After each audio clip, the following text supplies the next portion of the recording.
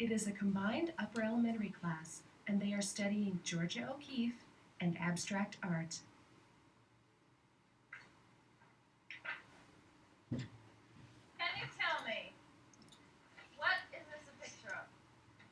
Rose. Katie, how do you know it's a flower? There's no stem or leaves or ground or sky or anything to show you details of a flower. What tells you that this is a flower, Andre or Adam? The color? Okay. Ashley? The shades and like how they use out some of it's dark in the outline of it. Okay, you chose different values. Okay, but anything can have values and anything can have color. How do you know this is a flower? Matt? The shape looks like what? Petals. Rebecca, what do you think? The shape looks like what? A rose. Okay, reminds you of a rose. Good. We're talking about an American painter who was probably the most famous woman painter in the world. Drum roll. Georgia O'Keeffe. Okay? Georgia O'Keeffe she died in 1987. How many of you were born in 1987 or 88? Okay, so she died around the same time you were born. And she lived to be 98 years old. She was a beautiful, beautiful painter. And she lived part of her life in New York City. And another part of her life, she traveled all the way to New Mexico. Sure. And she lived in two completely different parts of the world. Or not in the world, different parts of the United States. A crazy big city like New York. And then when she went to New Mexico, she lived out in the desert. And she loved them both. She lived the last half of her life in New Mexico, though. Let me show you a picture of her. This is Georgia. There's Georgia.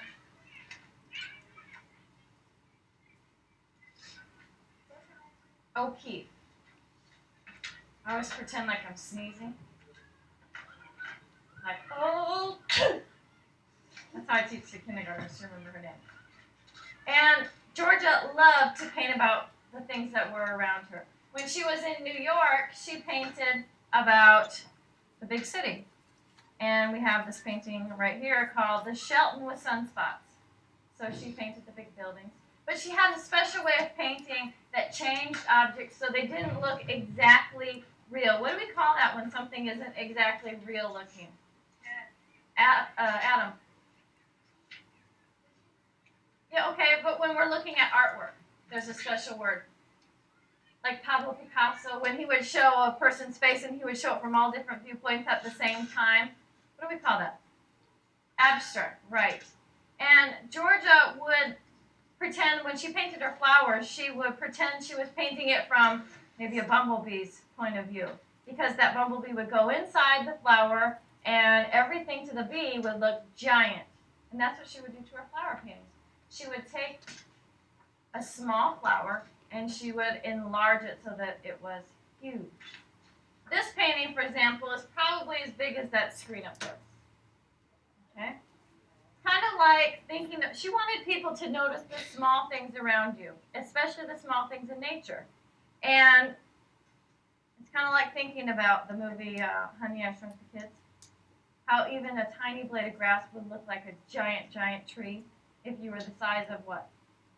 Maybe an ant. What else was in the movie that could help us understand how she changed sizes? What? What? The Lego? I've seen the movie once, but I don't really remember. What happened? Oh, it's the normal size, and then they were shrunk. I remember a part too where they got rained on, or the sprinklers turned on when they were in the grass, and it was like a big bucket of water getting poured on them with each drop. Okay? Think about that. How many of you really take time to look inside the center of a flower to notice all the little tiny details and all the shapes and the little lines? Georgia wanted you to stop and notice those small things. Let's take a look at a couple more of her paintings. And she was really one of the first people to do this. Of course, Pablo Picasso was painted in an abstract way, but Georgia had a different way of looking at things too. People weren't used to seeing flowers painted as big as the the screen up there. Okay? She was enlarging. She was abstract. She also liked to paint skulls. Every morning when she was living in the desert, she would go out for a desert walk, and she would walk around and pick up things on her walk, maybe rocks or sometimes skulls and bones that were left just lying around. And she would pick them up and she would take them back to her studio and she would paint them. And she especially loved to hold the bones up into the sky. If any of you have ever been to New Mexico, the sky is bright blue every single day. It's beautiful. And so she would look at the holes in the bones and she would make the bones look like they were floating in the blue sky. Or kind of like this picture here. I'll show you. There's a really good one in this book. People thought she was kind of dreary and gloomy for painting bones from dead animals. But she didn't think that at all. She thought that the shapes were the beautiful thing. And she didn't think that, she wasn't really thinking about it being a bone. She just liked the shapes and she liked the way it looked in the sky. Here's another one. This is a red, white, and blue skull. And here's more of what the architecture looked like in New Mexico. So look at that one, and then you look at the one of the skyscraper. You can kind of see the difference. Sort of the same colors, though. So she was painting what was around. This is a famous one. This one, they made a postage stamp from. Okay. Well, what you're going to do today is you're going to pretend you are a bee or an ant, and you are going to take a flower and enlarge it so big that it becomes abstract on your paper. Okay? I'll show you some examples. So you take a flower. One last picture of hers. This is called white trumpet flower. You're going to paint it so big, or you're going to draw it so big that the petals might go off the paper. You're not going to worry about painting a stem. You're not going to worry about painting leaves. Okay? What's important are the details in the middle, the small, tiny details. You're going to pretend your eyes are like a magnifying glass.